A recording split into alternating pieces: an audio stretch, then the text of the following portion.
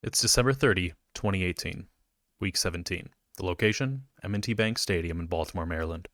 It's the fourth quarter, and the Baltimore Ravens defense clings to a 2-point lead against the Cleveland Browns. This is where our story ends, the climactic finale between our two protagonists. This is the story of two quarterbacks, the darlings of the NFL, though both of these are far from considered darlings. One is mocked for his overexposure, while the other is labeled a running back by the national audience. It's a story of Baker Mayfield and Lamar Jackson's rookie year, which starts not here. It actually goes back 8 months, on the first night of the 2018 NFL Draft. We're in Arlington, Texas now, inside the AT&T Stadium on April 26, 2018. Televisions across America tune in to find out who the winless Cleveland Browns plan to select with the first overall pick. There are 5 big names at quarterback to pick from, and depending upon which expert you believe most, it boiled down to 4. Baker Mayfield, Sam Darnold, Josh Rosen, and Josh Allen. But on draft night, on Baker Mayfield's Instagram Live, he was the one receiving the call when the first overall pick was on the clock. And while the Oklahoma Sooner product was celebrating, the clock began to run on whether Lamar Jackson would also receive a call on the same evening. Jackson was an atypical quarterback. At Louisville, he was arguably the most dynamic athlete in college football. As a sophomore in 2016, Lamar Jackson won the Heisman Trophy by combining 3,500 yards and 30 touchdowns passing, with 1,500 yards rushing and 21 touchdowns on the ground. But even with his prolific production, he was labeled not good enough to be a quarterback. Bill Polian, a Pro Football Hall of Fame general manager, stated, clearly not the thrower that the other guys are. The accuracy isn't there. It was so bad that Jackson refused to run a 40 time at the NFL Combine and his pro day to not interest teams curious enough to request a position change from him. As the draft wore on, 3 more quarterbacks were off the board. Sam Darnold at number 3 to the New York Jets, Josh Allen at number 7 to the Buffalo Bills, and Josh Rosen at 10 to the Arizona Cardinals. Only Lamar Jackson was left in the green room. Baltimore had been discussed as a possible spot for Jackson at 16. However, when on the clock, Baltimore traded out of the number 16 spot, falling back to 22. Notably, Jackson was lying on his mother's shoulder, staring at his phone waiting for a call from Ozzie Newsome and Eric DeCosta, the Ravens' then general manager and assistant GM. Even when on the clock a second time, Newsome and DeCosta were busy trading away the pick to the Tennessee Titans, who owned the number 25 pick. At number 25, Jackson's phone was still absent of a 410 area code number. Instead, Baltimore was busy drafting South Carolina tight end Hayden Hurst. Yes, even the Ravens drafted a player ahead of what we know now as a future league MVP. After the Ravens pick, nobody really expected them to be a landing spot for Jackson.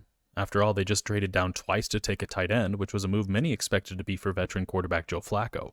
But at number 32, the last pick of the first round, a sudden trade-up occurred between the Philadelphia Eagles and the Ravens, which managed to land on my Facebook Live reaction to the pick all the way back in 2018. Folks, the Ravens just traded up for the 32nd pick in the draft. Is this gonna be it? It's Lamar Jackson. It's Lamar Jackson. Ravens holy shit. Holy shit, this just happened. Now, the NFL season rolls around and our heroes' landing spots could not be further from one another. Baker landed in an open quarterback competition, sparring for the starting spot with, coincidentally, former Ravens quarterback Tyrod Taylor. Jackson, however, arrived with a near lock of a starter in Joe Flacco, whose resume includes Super Bowl champion, Super Bowl MVP, and one of the most feared quarterbacks in the playoffs. And while both rookies entered into different situations, they were viewed just like all rookie quarterbacks are, the hope of the future. And for both, the future was quickly becoming the present. Week 3 kicks off with both of our heroes on the bench, Jackson only leaving the sideline for 2 snaps, with one of them being a pass from Flacco to Jackson, which fell incomplete. As for Mayfield, he watched as Taylor went 1 for 7 passing for 2 yards as the Browns fell into a 14-point deficit. Even down by 2 touchdowns, the Browns continued to play Taylor. That was until Taylor was needing to be evaluated for a concussion after sustaining a sack on 3rd down. Mayfield entered the next series and helped to lead the Browns down the field in a 2-minute drill to a Greg Joseph field goal, cutting the lead by 3. The last snap of this game reads, Baker Mayfield kneels for -1 yards. And that's because the rookie sensation led the Browns, his team, back from a 14-point deficit. Mayfield completed 17 of 23 passing for 201 yards and a 100.1 quarterback rating. And though he didn't throw a touchdown, he also didn't turn the ball over, which was all the Browns needed to defeat the Darnold-led Jets. It was also the first victory for the Browns in 635 days. While I did mention the Browns had been winless to earn the number 1 draft pick in the 2018 NFL Draft, I forgot to mention just how badly the Browns had been the past 2 years. The past 2 seasons combined for a 1-31 record. This truly was a champagne moment for the Browns, or a Bud Light moment.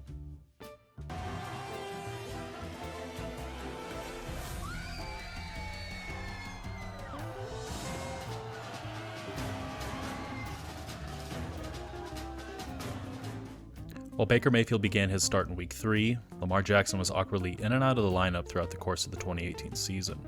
In Week 1, he participated in 30 snaps due to the absolute blowout against the Buffalo Bills in a 47-3 final. Over the course of the next 6 weeks, however, he hadn't crossed 10 offensive snaps. And when he was in, it was mostly with Joe Flacco also on the field in strange 2-quarterback sets and gadget plays. The Ravens' 2018 season, with Flacco at the helm, struggled. They sat at 4-5 after a 16-23 loss against the Pittsburgh Steelers and hardly a game ahead of the 3-6-1 Browns. Baltimore was sputtering, and news broke days after the Steelers' loss of Joe Flacco dealing with a hip injury sustained against the Steelers. For the Ravens, their bye week couldn't come at a better time. After the bye, Joe Flacco was noticeably absent from practice all week. The Ravens also were shy to comment on the starting quarterback situation. Offensive coordinator Marty Mornhinweg went on to say, "I don't see any reason why Joe Flacco wouldn't play really, really well without any practice." But on game day against the 5-4 Bengals, Lamar Jackson made his first start. In his first series, Jackson and the offense ran 11 plays, all rushing attempts, and marched 75 yards downfield for a touchdown. Jackson accounted for 46 of those yards. The Ravens and Bengals were in for a back-and-forth contest with neither team finding a 2-score lead. Jackson was called on all throughout the game and came up big when needed. Eventually, the Ravens won in a narrow 24-21 victory. Jackson finished the game with 13 of 19 passes completed for 150 yards and a franchise record 117 rushing yards. He also broke the record for most rushing attempts by a quarterback in the Super Bowl era with 27. Following Week 11, both rookies were on a trajectory to meet with one another on the final game of the 2018 regular season. However, it wasn't realized until further down what the stakes would be. For Cleveland, the Browns had already tripled their win total of the past 2 seasons combined. Arguably, this season was already a success, but this wasn't a squad looking to settle. Down the stretch, they won 4 of their last 5 and stood at 7-7-1 heading into the final week. They were on the cusp of their first winning season in 10 years. For Baltimore, they literally began to march on. With Jackson in the lineup, the Ravens' offense began to overwhelm teams on the ground, averaging over 200 rushing yards per game. The offense had taken on a new identity, and the league was struggling to adjust. Only the Patrick Mahomes-led Kansas City Chiefs managed to take a game from the Ravens in a 24-27 overtime slugfest. This put the Ravens at 9-6, with a chance to win the AFC North and a playoff berth for the first time since 2014.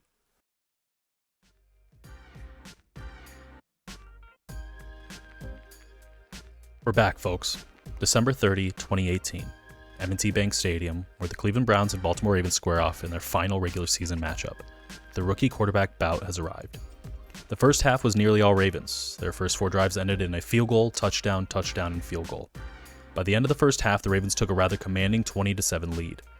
The offense was scoring points, and on the flip side, Mayfield and the Browns were struggling. Mayfield threw 2 interceptions, and when he was accurate for a wide-open touchdown, the ball doinked right off Jarvis Landry's face mask. In the second half, the Ravens tried their best to chew up clock. They'd done so against the Buccaneers a few weeks prior, with 2 drives going for over 7 minutes. It worked, too, against the Browns, with their second drive going for 5.5 minutes before scoring a field goal, and doing so after a Browns touchdown was crucial. The Browns responded with a field goal of their own, and suddenly it was the fourth quarter. The Ravens managed to sustain yet another 5-minute drive, but couldn't find the end zone, settling yet again for another Justin Tucker field goal. And that's when all hell broke loose. Mayfield completed 6 of 7 passing for 73 yards and a touchdown. The Browns' offense carving up the Ravens' secondary and now down by only 2 with enough time to get the ball back and win the game. After 2 rushing attempts by the Ravens following the kickoff, they managed to gain 5 yards. Facing a 3rd and 5, the Ravens' offense calls for an option play, which is quickly denied by the Browns' defense. Mayfield was given a chance. He'd quickly move the chains to the Ravens' 39 in a fresh set of downs. On first, Baker would hit Njoku with a pass, but quickly broken up by a Ravens defender, Anthony Levine Sr. On second, Baker would throw a slightly off-target pass, which was denied by Jimmy Smith. Third down quickly saw the same, with Levine Sr. breaking another attempt toward Njoku. Fourth down, 10 yards to go. Before this is shown, I want to say this play doesn't have much bearing for this season's end. Neither team lifts a Super Bowl at the end of this play or the end of this season. The most this game amounts to is narrative setting. One about Jackson's inability to win playoff games, and the other of Mayfield's criticism on winning. But this game was a significant moment in both franchises for the better, though this outcome of the play ends in one team's season. For the Browns, their road ends here. But in actuality, their journey with Mayfield has only begun. Their number 1 overall pick is a winner. After decades of turmoil at the quarterback position, Mayfield has done what others couldn't. Win games. Lead his team. And he did so in 2018. He also did so in the near future, or our past. He won a playoff game against the Pittsburgh Steelers. And for the Ravens, Jackson won a playoff game the very same year, getting revenge on the Tennessee Titans. But for both teams, this play was a glimpse of the future, even with one of the stars standing on the sideline. NFL is watching. A 4th and 10, and here they come. Mayfield's pass is intercepted by Mosley. And the Ravens are going to take the division.